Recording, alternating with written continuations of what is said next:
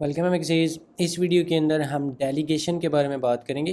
तो यूजुअली ना इसको यूज़ किया जाता है कंस्ट्रक्टर के साथ, लेकिन ये नेसेसरीली कोई कंस्ट्रक्टर के साथ एक्चुअली ये ऑफिशियली चीज़ है नहीं। तो मैं आपको बताता हूँ जो डेलीगेशन है ना, ये जिस तरह से स्पाइडरमैन की मीम है ना, वो एक स्पाइडरमैन इसको इशारा कर रहा है, वो इसको कर रहा है, वो इसको कर रहा है।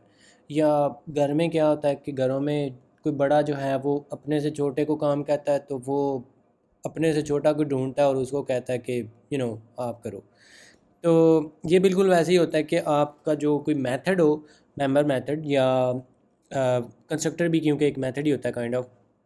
तो वो एक जो मेथड है वो किसी और मेंबर फंक्शन को कॉल कर रहा हो, तो या वो अपनी कोई काम जो है वो किसी और के ज़िम्मेदारी जो है वो उसके लगा दे, तो उसको डेलीगेशन एक्चुअली कहते हैं। तो सबसे पहले तो मैं आपको बताता हूँ कि जो हमारे पास कंस्ट्रक्टर डेलीगेशन है, वो क्या होती है। तो हमारे पास ये जो टीचर है, इसके पास हमारे पास ये जो है डिफ़ॉल्ट इसका कंस्ट्रक्टर है। तो ये अपनी जो पेरेंट क्लास है उसका जो कंस्ट्रक्टर है, ये उसको यहाँ पे कॉल कर सकता है, जो कि ये ओवरलोडेड है ये वाला। वैसे तो ये यहाँ पे कॉल नहीं होगा, वैसे तो यहाँ पे जो डिफ़ॉल्ट है उसने ही कॉल होना है। हम यहाँ पे लेकिन ये कॉल कर सकते हैं। तो अगर मैं यहाँ पे ये इसको कॉल करके देता हूँ ना, तो ये डिफ़ॉल्ट के लिए जब मैं इसका ये ऑब्जेक्ट बनाऊँगा, तो वैसे तो इसका डिफ़ॉल्ट कंस्ट्रक्टर कॉल होना चाहिए, लेकिन यहाँ पे अब ये ओवरलोडेड इसको कॉल होगा।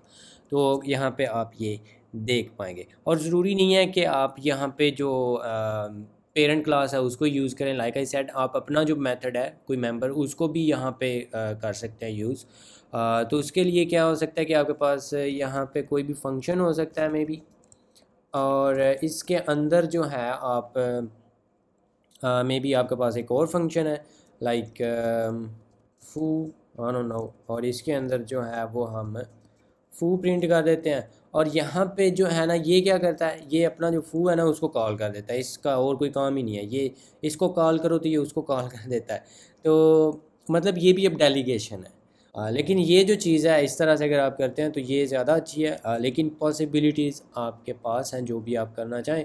और आपको मैंने ये भी बता दिया कि अगर आप इसका ये भी कॉल करते हैं, तो ये क्योंकि इट्सेल्फ आगे इसको कॉल कर रहा है, ज़रूरी नहीं है कि जस्ट ये ऐसे ही कर रहा हो, मे बी ये अपना भी कोई काम कर रहा हो, लेकिन अपना काम थोड़ा सा करके और उसके बाद ये बाकी काम जो है वो किसी और के ज़िम्मे लगा दे, या मे बी ये थोड़ा सा काम उसके ज़िम्मे लगा दे, बाकी ये फिर इतना आगे खुद भी करे।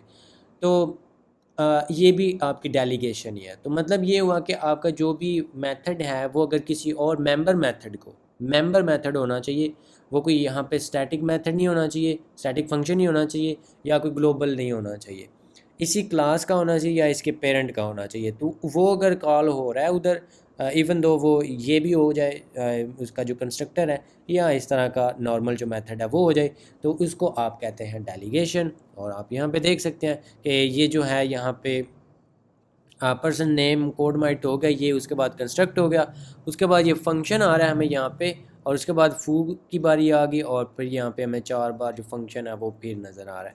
तो इस तरह से होती है डेलीगेशन इन C++।